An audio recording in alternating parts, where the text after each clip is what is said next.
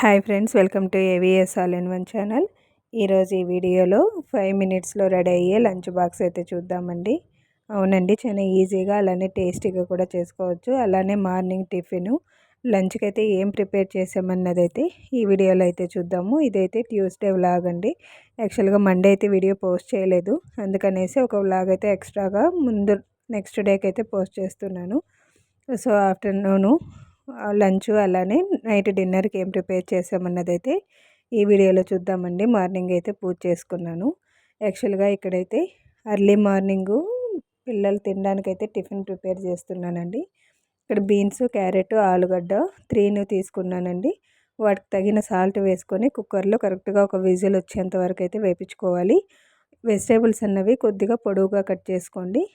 చిన్నగా ఉంటే మనము తిరగవాత వేసేసరికి పొడిగా ఉంటుంది, తినడానికి బాగుండదు. సో ప్యాన్ పెట్టుకొని ఆయిల్ వేసుకొని కొద్దిగా సాసులు అలానే జీలకర్ర వేసి ఆనియన్, కొత్తిమీర, కరివేపాకు వేసుకున్న తర్వాత కట్ చేసిన టమాటా కూడా వేసుకోవాలండి. ఇదైతే చపాతీ పూరి కాంబినేషన్కి అయితే చాలా బాగుంటుంది.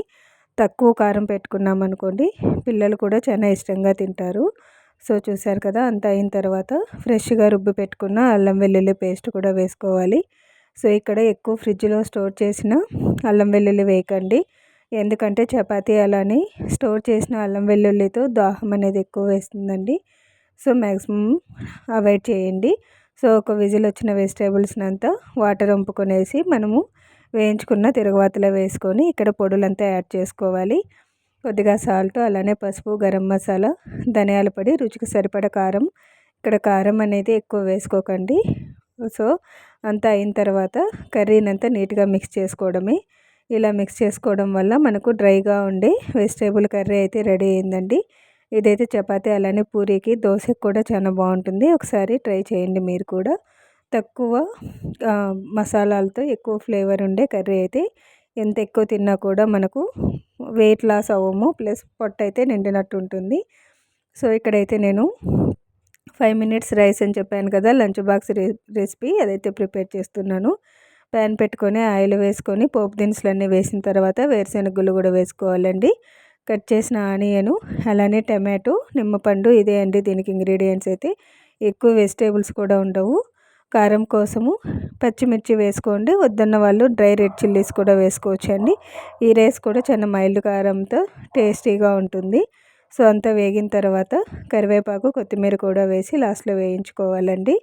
ఇప్పుడు టమాటా అయితే కంపల్సరీ అండి. వద్దనుకున్న వాళ్ళు నిమ్మపండు కూడా కలిపినా కూడా అదైతే వేరే ఫ్లేవరు, లెమన్ రైస్ లాగా అనిపిస్తుంది. అలా కాకుండా ఇలా టమాటా, కొత్తిమీర కలిపి వేసుకోండి. అల్లం వెల్లుల్లి పేస్ట్ అయితే వేయకూడదు.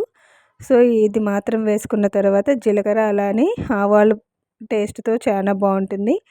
ఆవాలు, జీరా అనేది కొద్దిగా ఎక్కువ వేసుకోవాలంతే. సో ఇప్పుడు రుచికి సరిపడా సాల్ట్ వేసుకొని అంతా ఫ్రై చేసుకోవడమే. ఇదైతే రాయలసీమలో మిగిలిన అన్నంతో కూడా చేసుకుంటామండి. ఎర్లీ మార్నింగ్ ఏమైనా రైస్ మిగిలినా కూడా ఇలా రైస్ కలుపుకున్నాం అనుకోండి, చాలా బాగుంటుంది. కొద్దిగా సాల్ట్, జస్ట్ 1/2 టేబుల్ స్పూన్ అంత పసుపు, ఒక నిమ్మ చెక్క కలుపుకొని ముందుగా ఉడికించిన రైస్ వేసుకోవడమే. నేనైతే బాక్స్ ప్రిపేర్ చేసినప్పుడు అప్పటికప్పుడే రైస్ చేసుకుంటానండి.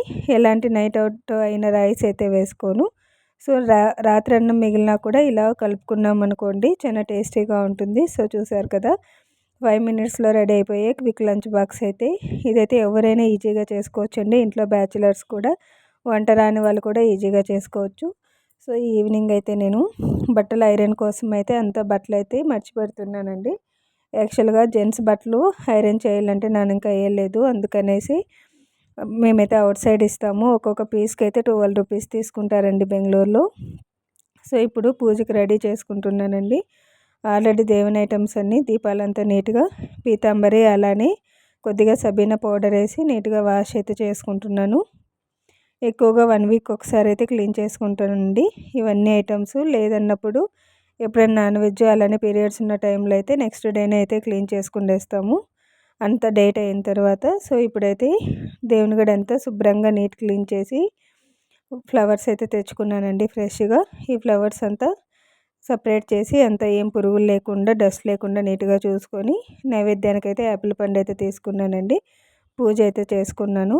సో నెక్స్ట్ అయితే డిన్నర్ ఏం ప్రిపేర్ చేసామన్నది అయితే పిల్లలు తినడానికైతే స్నాక్స్ తెచ్చుకున్నానండి. యాక్చువల్గా ఇదైతే బేకరీల్లో దొరుకుతాయి కదా, అంటే తమిళనాడు వాళ్ళు చిప్స్ షాప్ పెట్టుకుంటారు కదా, వాటిలో అయితే అన్నీ దొరుకుతాయండి. ఎక్కువగా బెల్లం కలిపిన శనగ్గింజలు నువ్వులు అయితే తెచ్చుకున్నాను.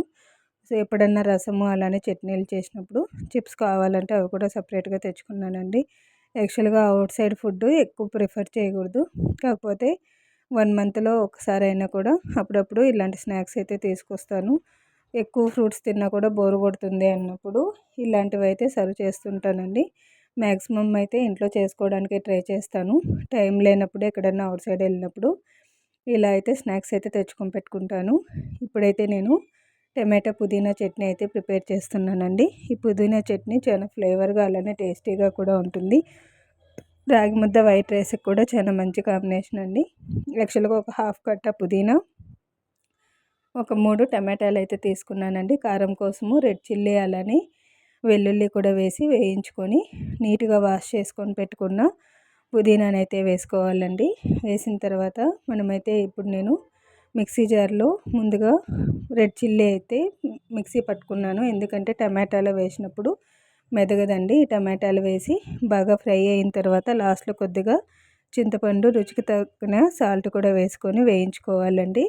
ఇలా వేయించుకున్న తర్వాత ఆల్రెడీ మిక్సీ జార్లో పుదీనా అలానే రెడ్ చిల్లీ వేసాం కదా, సేమ్ వాటిలోనే టమాటా పేస్ట్ వేసి జస్ట్ బరకగా రుబ్బుకోవడమే అండి.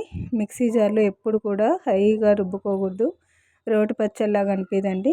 జస్ట్ మీడియంగా రుబ్బుకున్నాం అనుకోండి, మనం రోట్లో రుబ్బిన టేస్ట్ వస్తుంది. సో ప్యాన్ పెట్టుకొని ఆయిల్ వేసుకొని ఆనియన్, కరివేపాకు అలానే జీలకర్ర కొద్దిగా వేసుకొని వేయించుకున్న తర్వాత రుబ్బి పెట్టుకున్న చట్నీని వేసుకోవడమే. సో చూసారు కదా, ఫైనల్గా చట్నీ అయితే ప్రిపేర్ అయిందండి. ఇప్పుడైతే బెండకాయ ఫ్రై అయితే చేస్తున్నాను. బెండకాయని అయితే నీట్గా వాష్ చేసుకొని అయితే పెట్టుకోవాలండి. ఒక ఆనియన్, టమాటా తీసుకొని బెండకాయ కూడా స్మాల్గా కట్ చేసుకోవాలి. ప్యాన్ పెట్టుకొని ఆయిల్ వేసుకున్న తర్వాత జీలకర్ర, ఆవాలు, ఆనియన్ వేసుకోవాలండి. ఇక్కడ కరివేపాకు అలానే కొత్తిమీర కూడా యాడ్ చేసుకోవచ్చు. గ్రీన్ చిల్లీ కూడా వేసుకోవచ్చు అండి కారానికి. నేనైతే కారపొడి అయితే వేసాను. ఆల్రెడీ కట్ చేసిన బెండకాయని అయితే వేసుకోవాలి. బెండకాయ నీట్గా వాష్ చేసుకొని కొద్దిగా గాలికి ఆరబెట్టిన తర్వాతే కట్ చేసుకోండి, అప్పుడైతేనే బంక్ అనేది అనిపించదు. సో 75% బెండకాయ ఉడికిన తర్వాత టమాటా కూడా వేసి వేయించుకోవాలి. వేగిన తర్వాత కొద్దిగా కారపొడి, ధనియాల పొడి అలానే పసుపు, ఉప్పు, కారాలు, లాస్ట్లో గరం మసాలా యాడ్ చేసుకున్నాం అనుకోండి, మనకైతే బెండకాయ ఫ్రై అయితే రెడీ అయిందండి. ఇక్కడ రుచికి సరిపడా సాల్ట్ అయితే వేసుకోండి. బెండకాయలో మీకు టమాటా వద్దనుకున్న వాళ్ళు నిమ్మకాయని కలుపుకోవచ్చు. సో ఇప్పుడు ఫైనల్గా మనకైతే బెండకాయ ఫ్రై అయితే రెడీ అయిందండి. సో చూసారు కదా, ఈ ఫ్రై అయితే చపాతీ అలానే మనమైతే ఎప్పుడు చట్నీ చేసుకున్నా కూడా సైడ్ డిష్కి లేకుండా ఉంటుంది కదా, సో అలాంటప్పుడు వైట్ రైస్కి మంచి కాంబినేషన్గా ఉంటుంది. లాస్ట్లో కొద్దిగా వాటర్ వేసుకొని అలానే కొత్తిమీర కూడా కట్ చేసుకొని వేసుకొని మసాలా అంతా బెండకాయకి పట్టేలాగా మిక్స్ చేసుకోవాలండి. సో చూసారు కదా, ఫైనల్గా మనకైతే బెండకాయ ఫ్రై అయితే రెడీ అయింది. మేమైతే డిన్నర్కి రాగి ముద్ద అలానే వైట్ రైస్ కాంబినేషన్గా బెండకాయ ఫ్రై, ముద్దకైతే చట్నీ అయితే చేసుకున్నానండి. ఈ వ్లాగ్ అయితే ఇదైతే మేము ఒక ఫుల్ డే వ్లాగ్ అండి. సో చూసారు కదా, ఫైనల్గా నైట్ డిన్నర్ కాంబినేషన్ కూడా.